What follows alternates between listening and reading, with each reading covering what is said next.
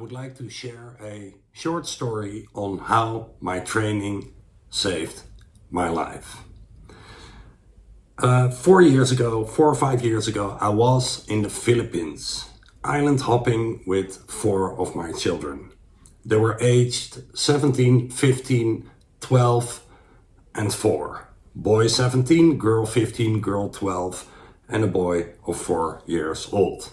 Liam, maybe you've seen him on any of my other videos. Now, I love my kids and I'm extremely proud of them.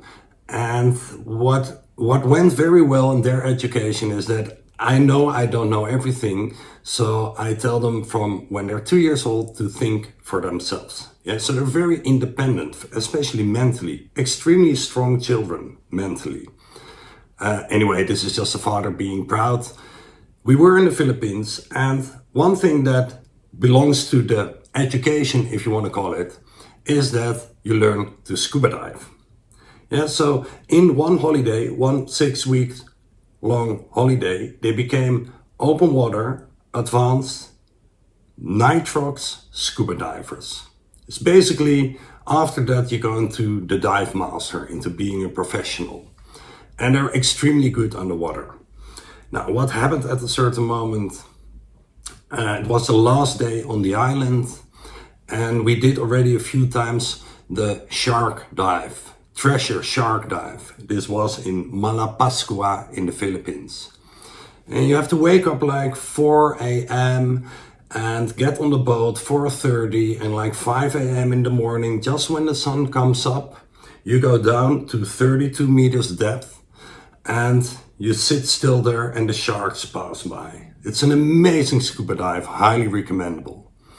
Now, what happened that morning, I wasn't feeling right. Like a bit off, I didn't sleep right. And one thing is important with scuba diving is no peer pressure. If you don't feel right, you don't go scuba diving. But my daddy ego was too big, and I was, my daughter of 15 was like, come on dad, last time, please, please, please. And I was like, okay, I don't feel good, but daddy is okay. I learned from this that you should be really honest to yourself. Anyway, we did the scuba dive anyway. So I was with my girl of 15 and 12. We were going underwater. There was a high current. First you go to this plateau at 18 meters depth. And from there, deeper down, like straight down to 33, 35 meters depth, somewhere around that depth. And I was already, going to that 18 meter plateau, already over breathing and like hyperventilating. And I felt my breath was not right. But as I said before, my ego was too big. So I was like, no, I'm okay. I'm not gonna abort this scuba dive. So we went to 33 meters depth. And it was a high current. We had to hold onto a chain. We were pushed around, like that. And at a certain moment, I was like almost losing it. What happened? I was over-breathing too much. Yeah, hyperventilating, because I was panicking. And at a certain moment, I felt this extreme dizziness. Now, I know from my breathing techniques that sometimes you get so dizzy that you're about to pass out. And I was getting there, but then underwater at 33 meters depth. Can you imagine? So I was feeling really, really dizzy. And I had this last sane thought, like, if I push out my regulator, my breathing piece, and I breathe in water, I will die here.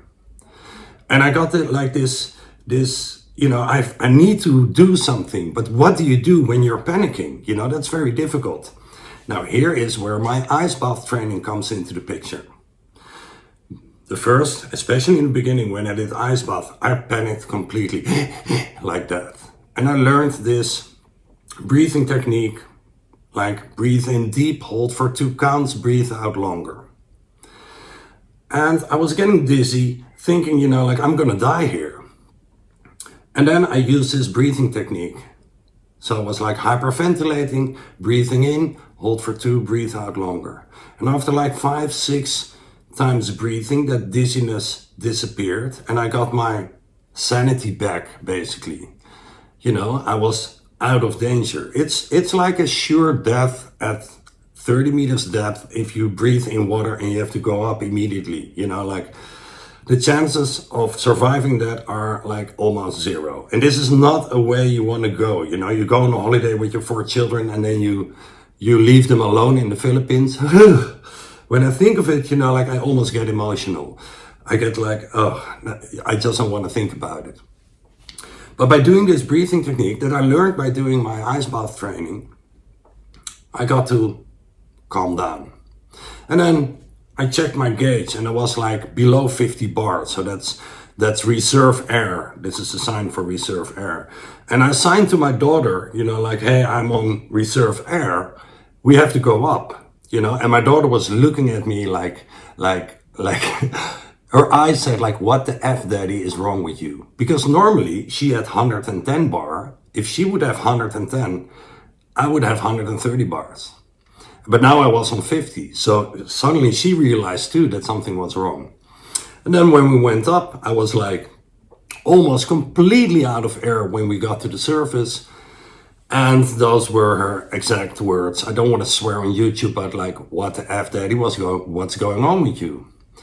And well, back on the boat, you know, like the 4-year-old Liam was on the arm of a boatman that didn't speak English with one tooth, you know, like, you don't want to leave your kids like that. But back on the boat, I talked with my kids and I said like, you know, like in 400 scuba dives, I've never had something going wrong.